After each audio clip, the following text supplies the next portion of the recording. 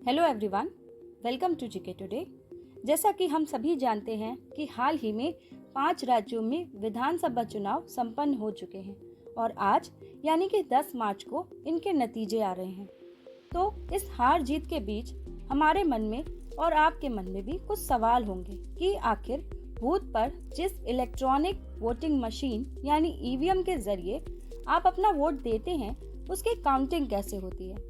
EVM से वोटों की गिनती के कुछ खास नियम भी होते हैं और आपको ये भी जानकर हैरानी होगी कि ईवीएम की वोटिंग के समय 14 मेजों पर ही वोटों की गिनती की जाती है। तो आइए जानते हैं इन सभी बातों को विस्तार से। सबसे पहले हम जानेंगे कि ईवीएम से काउंटिंग करने की पूरी प्रक्रिया क्या होती है। देखिए, काउंटिंग से पहले ईवीएम को मतगणना केंद्र पर स्ट्रॉन्ग रूम में कड़ी सुरक्षा के बीच लाया जाता है। यहाँ आपको बता दें कि स्ट्रॉन्ग रूम वो जगह होती है जहाँ वोटिंग के बाद ईवीएम को रखा जाता है।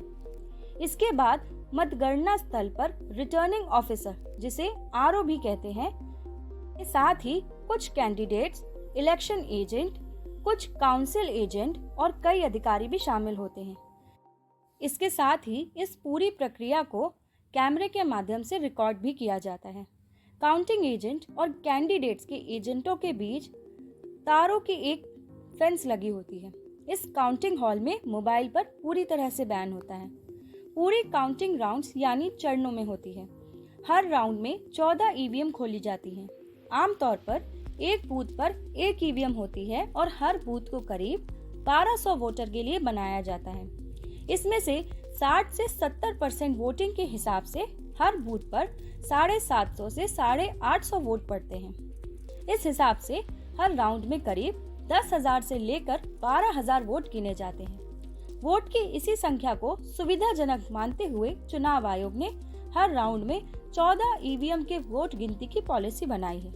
यही वजह है कि काउंटिंग हॉल में एक फेंस के भीतर 14 टेबल लगे होते हैं। इसमें हर टेबल पर एक ईवीएम के वोट गिने जाते हैं। इस फेंसिंग में एक तरफ ब्लैक बोर्ड होता है जिसमें हर राउंड की गिनती के बाद सभी प्रत्याशियों को मिलने वाले वोटों को लिखा जाता है। इस बूथ की ईवीएम मशीन को एक टेबल पर रखा जाता है। किस टेबल पर किस बूथ की मशीन को रखा जाएगा, इसके लिए पहले से ही एक चार्ट तैयार किया जाता है। मतगणना 8 बजे से शुरू होती है।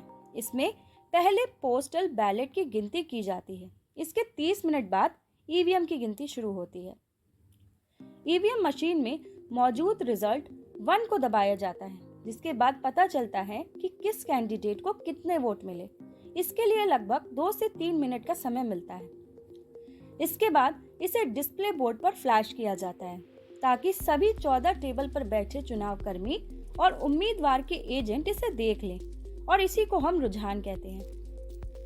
सभी 14 टेबल पर मौजूद मतगणना कर्मी हर राउंड में फॉर्म 17C भरकर एजेंट से हस्ताक्षर के बाद आरओ यानी रिटर्निंग ऑफिसर्स को देते हैं। आरओ हर राउंड में मतों की गिनती दर्ज करते हैं। इस नतीजे को हर राउंड के बाद ब्लैक बोर्ड पर लिखा जाता है और लाउड स्पीकर की मदद से इसकी घोषणा भी की जाती है।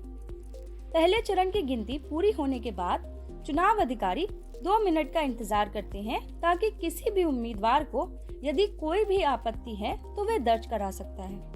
यह रिटर्निंग ऑफिसर पर ही निर्भर करता है कि वो फिर से वोटों की गिनती करवाना चाहता है या उस उम्मीदवार को आश्वस्त करता है कि कोई गड़बड़ी नहीं हुई है।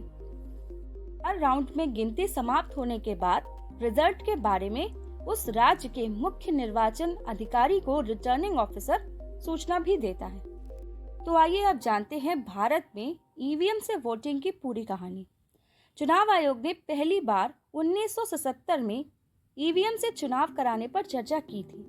इसके लिए electronics corporation of India limited यानी ECIL को डिजाइन बनाने के लिए कहा गया, जिसके बाद 1979 में ईवीएम का एक मॉडल तैयार किया गया और चुनाव आयोग ने 6 अगस्त 1980 को राजनीतिक दलों के सामने इसे प्रदर्शित किया। इसके बाद ईवीएम को बनाने का काम ECIL और भारत इलेक्ट्रॉनिक्स लिमिटेड यानी BEL को दिया गया। आपको बता दें कि ये दोनों ही कंपनियां सरकारी हैं। इसके बाद मई 1982 में केरल में आम चुनावों के दौरान पहली बार ईवीएम का इस्तेमाल किया गया।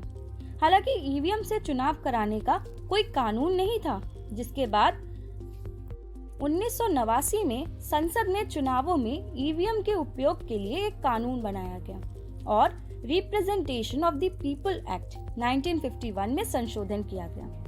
ईवीएम से चुनाव कराने पर आम सहमति 1998 में बनी। इसके बाद प्रयोग के तौर पर मध्य प्रदेश, राजस्थान और दिल्ली की 25 विधानसभा सीटों पर ईवीएम से चुनाव कराए गए। 1999 में 33 लोकसभा सीटों पर और फिर फरवरी 2000 में हरियाणा विधानसभा चुनाव में 45 विधानसभा सीटों पर ईवीएम से चुनाव हुए।